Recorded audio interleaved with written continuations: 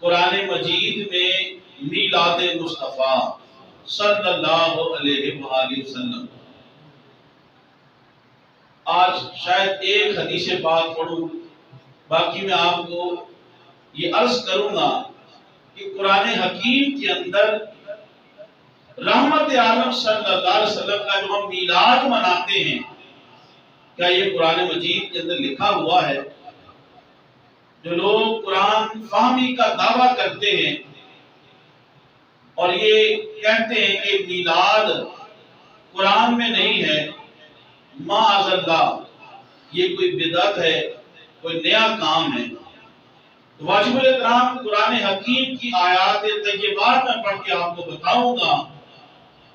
کہ حضرات انبیاء علیہ السلام کا میلاد سب سے پہلے خالق کائنات نے منایا ہے۔ انبیاء علیہ السلام کا میلاد کا بیان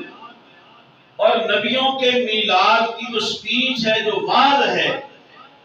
اور جو انبیاء علیہ السلام کی میلاد کی محفل ہے، وہ سب سے پہلے رب کائنات نے سجائی ہے۔ واجب الاحترام قرآن حکیم فرقان مجید کی جو آیت کریمہ میں نے تلاوت کرنے کا شرف حاصل کیا، اس کا مفہوم سماعت فرمائیں۔ اللہ پاک نے قرآن مجید کے اندر ارشاد فرمایا، لَقَدْ مَنَّ اللَّهُ عَلَى الْمُؤْمِنِينَ اِذْ بَعَثَ فِيهِمْ رَسُولًا، تحقیق اللہ نے مومنوں پر احسان کیا۔ کیا احسان کیا اللہ تبارک و تعالیٰ نے؟ اللہ نے مومنوں پر یہ احسان کیا کہ ان میں ایک عظمت والا اپنا رسول بھیج دیا۔ بولیے کیا بھیج دیا؟ عظمت والا رسول بھیج دیا۔ واجب الاحترام قرآن مجید کی اس آیت کریمہ کے اندر تین باتیں قابل ذکر ہیں۔ پہلی بات، اللہ تبارک و تعالیٰ نے قرآن حکیم کی اس آیت کے اندر جو بیان فرمائی، جو ذکر فرمائی، وہ یہ کہ احسان کرنے والے کا ذکر، یعنی اللہ کا، اللہ نے احسان فرمایا۔ دوسری بات، جس پر احسان کیا یعنی مومنوں پر، اس چیز کا ذکر اس آیت کریمہ کے اندر ہے۔ اور تیسری چیز، وجہ احسان، کہ جس کی وجہ سے اللہ تبارک و تعالیٰ نے مومنوں پر احسان فرمایا۔ یہ تین باتیں اس آیت کریمہ کے اندر اللہ رب العزت نے ارشاد فرمائی۔ احسان کرنے والی ذات اللہ کی ہے، جس پر احسان کیا وہ مومنین ہیں، جس وجہ سے احسان کیا وہ ذات مصطفیٰ ہے، وہ ذات رسول ہے، وہ ذات خاتم النبیین ہے صلی اللہ علیہ وآلہ وسلم۔ واجب الاحترام یوں تو اللہ تبارک و تعالیٰ کے مومنوں پر بے شمار انعامات اور بے شمار احسانات ہیں، مگر اللہ تبارک و تعالیٰ نے، آپ پورے قرآن مجید کا مطالعہ فرما لیں، اللہ تبارک و تعالیٰ نے کسی احسان کے اوپر یہ نہیں بتایا کہ میں نے تم پر احسان کر دیا ہے۔ اللہ تبارک و تعالیٰ نے بغیر ستونوں کے چھت عطا کی، یہ نہیں کہا کہ مومنوں میں نے تم پر احسان کر دیا ہے۔ رب العزت نے سرسبز و شاداب لہلہاتی کھیتیاں عطا کی، اللہ نے یہ نہیں فرمایا قرآن کے اندر میں نے تم پر احسان کر دیا ہے۔ اللہ تبارک و تعالیٰ نے صحت عطا کی،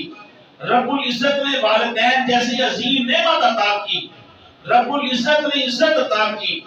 رب العزت نے اس کائنات کے اندر بے شمار نعمتیں عطا کی۔ وَإِن تَعُدُّوا نِعْمَتَ اللَّهِ لَا تُحْصُوهَا، ہم اس کی نعمتوں کا شمار کرنا چاہیں تو احاطہ شمار میں نہیں لا سکتے، لیکن رب العزت نے کسی نعمت پہ، کسی احسان پہ احسان جتایا نہیں۔ یہ نہیں فرمایا کہ میں نے تم پر احسان کیا ہے، لیکن جب باری آتی ہے آمنہ کے لال کی، جب باری آتی ہے والفجر کی پیشانی والے کی، جب باری آتی ہے واللیل کی زلف عنبری والے کی، جب باری آتی ہے علم نشرہ کے سینے والے کی، جب باری آتی ہے رحمت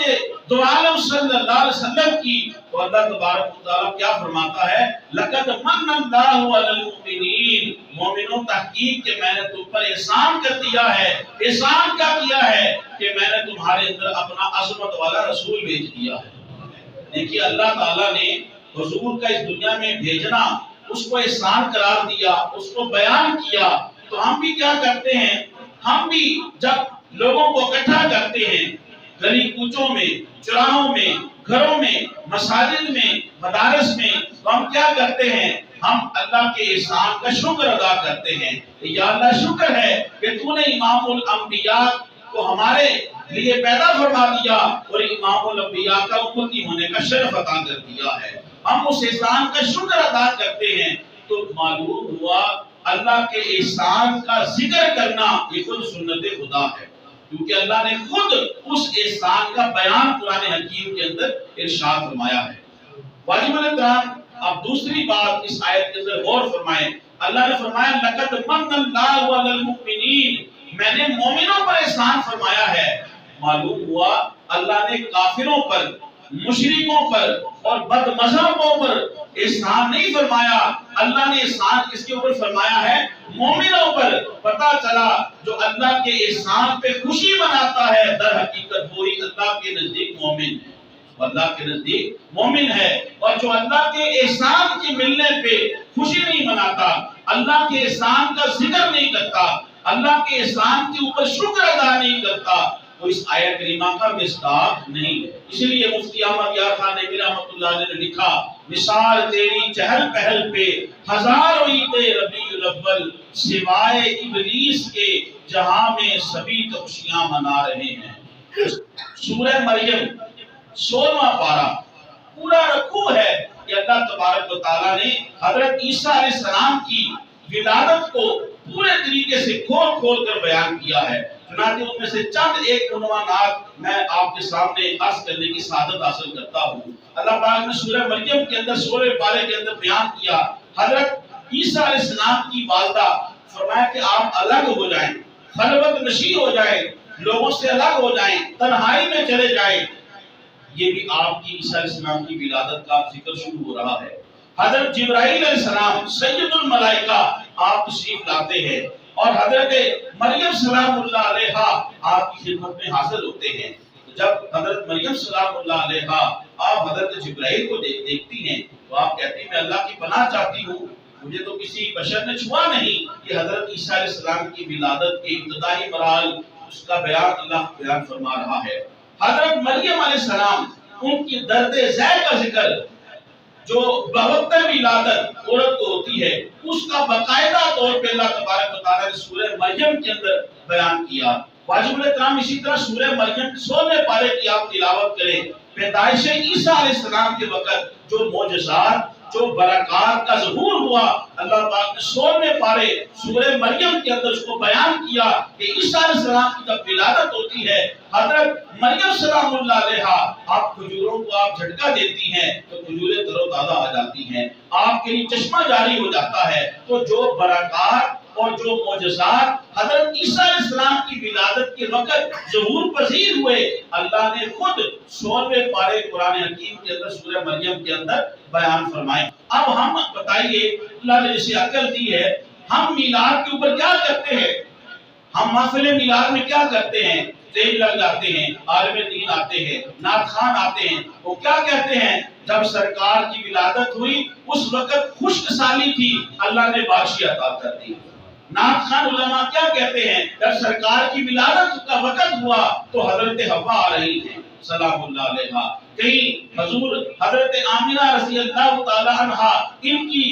تیمارداری کے لیے ان کی خدمت کے لیے حضرت عیسیٰ علیہ السلام کی والدہ آ رہی ہیں کئی خاتون آ رہی ہے اور کئی خواب کے اندر حضرت آدم علیہ السلام بشارت دینے کے لیے آ رہے ہیں کئی خواب کے اندر کوئی نبی بشارت دینے کے لیے آ رہا ہے جب حضور کی ولادت ہوتی ہے اللہ تبارک و تعالیٰ خشک سالی کو دور کر دیتا ہے ہر طرف سبزہ سبزہ ہو جاتا ہے ہر طرف شادابی ہو جاتی ہے غم دور ہو جاتے ہیں اللہ تبارک و تعالیٰ بیٹے عطا کرتا ہے تاکہ کوئی غمگین نہ رہے تو واجب الاحترام اللہ تبارک و تعالیٰ نے قرآن حکیم کے اندر عیسیٰ علیہ السلام کی ولادت کا ذکر کیا تو ہم بھی یہی کرتے ہیں، تو معلوم ہوا نبیوں کی اور بالخصوص امام الانبیاء کی ولادت کا ذکر کرنا یہ سنت خدا ہے، سنت خدا ہے، آیت ثابت ہوتی ہے۔ واجب الاحترام ایک اعتراض ہے، سوال ہے، ہم کھڑے ہو کے میلاد کے اوپر جب سلام پڑھتے ہیں، میلاد بیان کرتے ہیں تو کہتے ہیں کھڑے ہو کے تعظیمی سلام کرنا،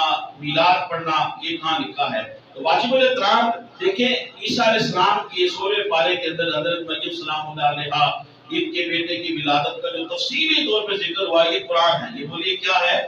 یہ قرآن ہے۔ ہم اسے رمضان میں بھی پڑھتے ہیں اور غیر رمضان میں بھی نماز کے اندر پڑھتے ہیں۔ تو واجب الاحترام جب نماز کے اندر چاہے رمضان ہو یا غیر رمضان ہو تو نماز کے اندر حالت قیام میں جب ہم حضرت عیسیٰ علیہ السلام کی ولادت کا تفصیلی بیان کریں، حضرت عیسیٰ علیہ السلام کی ولادت کے وقت جو اللہ نے معجزات اور برکات کا ظہور جو ہے وہ اللہ تبارک و تعالیٰ نے عطا کیا، اس کا تفصیلی طور پہ ہم نماز کے اندر بیان کریں، اس کو آیات کو پڑھیں تو وہ عبادت ہے۔ وہ کیا ہے؟ وہ عبادت ہے۔ تو جب امام الانبیاء کی ولادت کے وقت ہم کھڑے ہو کے یہ کہیں مصطفیٰ جان رحمت پہ لاکھوں سلام، شمع وزن ہدایت پہ لاکھوں سلام، جس کے آنے سے یثرب مدینہ بنا، ان کے قدموں کی عظمت پہ لاکھوں سلام، تو ہم بھی